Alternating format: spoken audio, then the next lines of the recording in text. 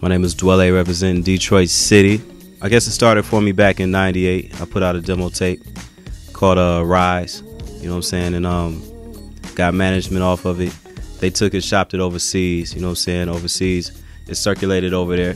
It got back to the States. I ended up with Virgin Records. You know what I'm saying? So we put out a couple albums with Virgin Records, and then I moved to Koch Records, which turned into E1 Records, which brings us to the present. It used to be, we would be the best of all friends.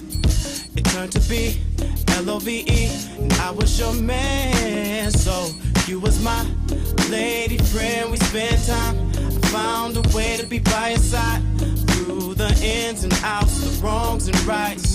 After a while of being settled down, I didn't know how to keep the love.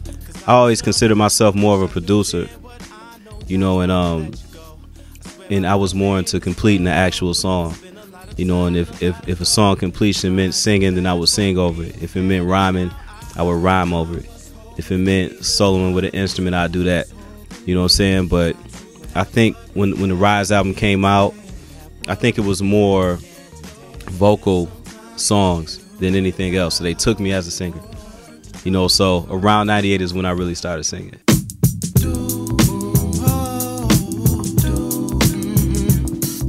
Musically, I have to say, you know, I listen to a lot of, you know, Stevie Wonder.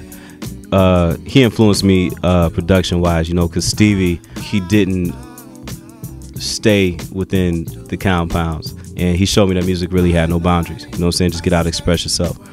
Roy Ayers inspired me musically. You know, I listen to a lot of jazz coming up, Miles Davis, Freddie Hubbard. You know what I'm saying? Because I played trumpet, you know, when I was younger, so I listened to a lot of trumpeters. Donny Hathaway, Velvet Voice. You know what I'm saying? A lot of cats like that I listen to. You know, you're my baby. I met Dilla actually through Baten. I was playing in a band at Cafe Mahogany back in the day. I played roles in the band. Baten used to be up there with his girl selling incense and oils.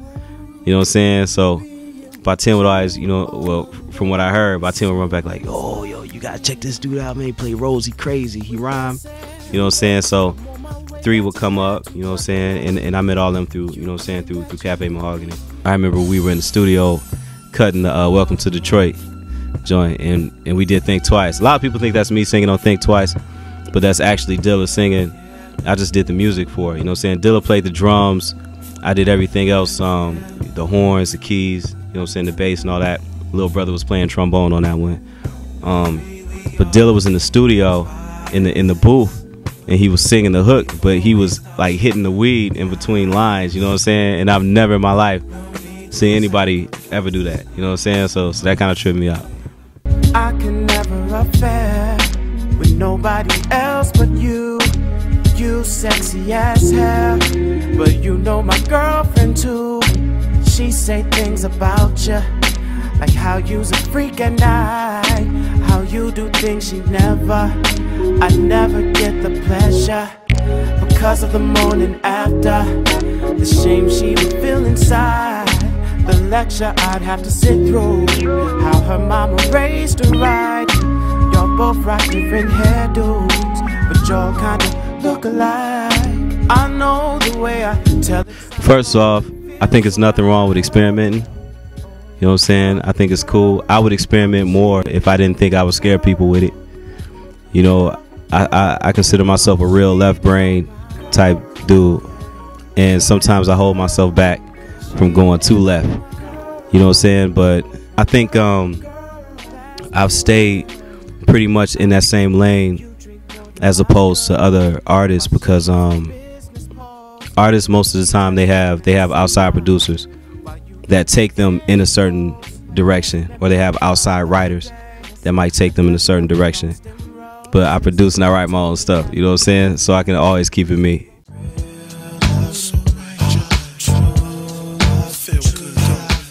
I think it's just respect for each other, you know what I'm saying? First and foremost,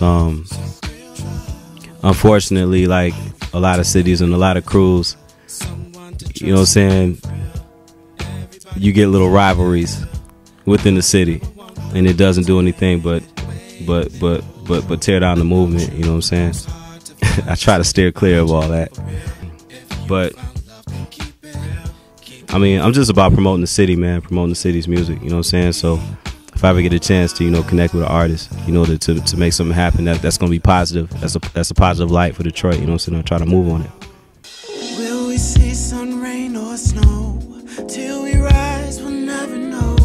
It's a young lady named Monica Blair that I featured on my album, on the past album. She's on Detroit Sunrise. We got a young lady named Sway who plays and sings Ridiculous.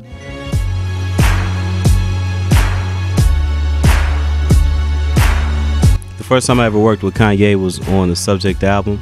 He remade Hold On. He did a remix for Hold On. We spit the hottest verse ever. That might be one of his hottest verses ever. You know what I'm saying? If y'all ain't heard it, check it out for real. But yeah, Hold On. From that, we worked again via Common with the People, Flashing Lights, and then once again on Power. Yeah, but yeah, he's good people, man. Definitely.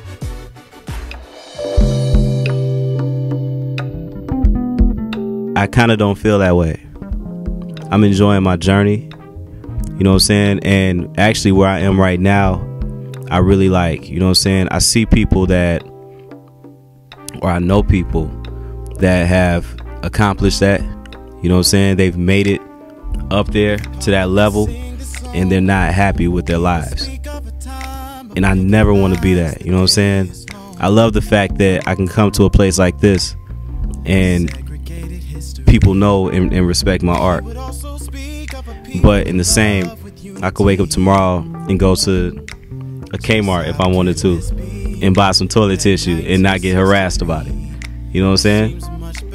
So I think I'm in a good place. I'm in a great place right now where the right people know who I am. You're more than a pretty face, girl with a curvy shape. You're full of substance, you're not shallow at all. For hours we can sit and talk, yeah. I'm just about anything from A to Z. It's crazy how you. I've done this music thing my whole life, you know what I'm saying? I mean, it's kind of dope, you know, looking up and going overseas and seeing people know the words to the songs, but it's not something that's going to make me puff my chest out and say I'm better than you, because I know that at the end of the day, you know what I'm saying, my shit still stank. You know what I'm saying? I'm a human. You know what I'm saying? So yeah, I'm just out here enjoying life, you know what I'm saying?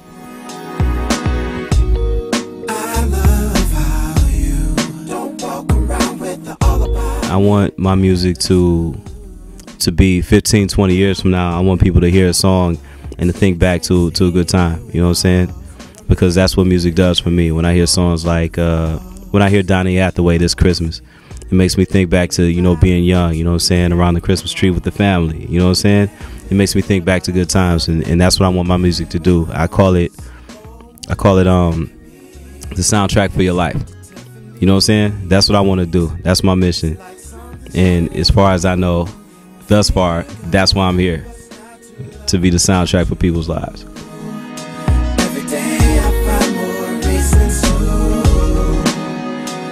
notice your inner beauty that's always shining through. What's not to love about you? I'd be a fool to ever let you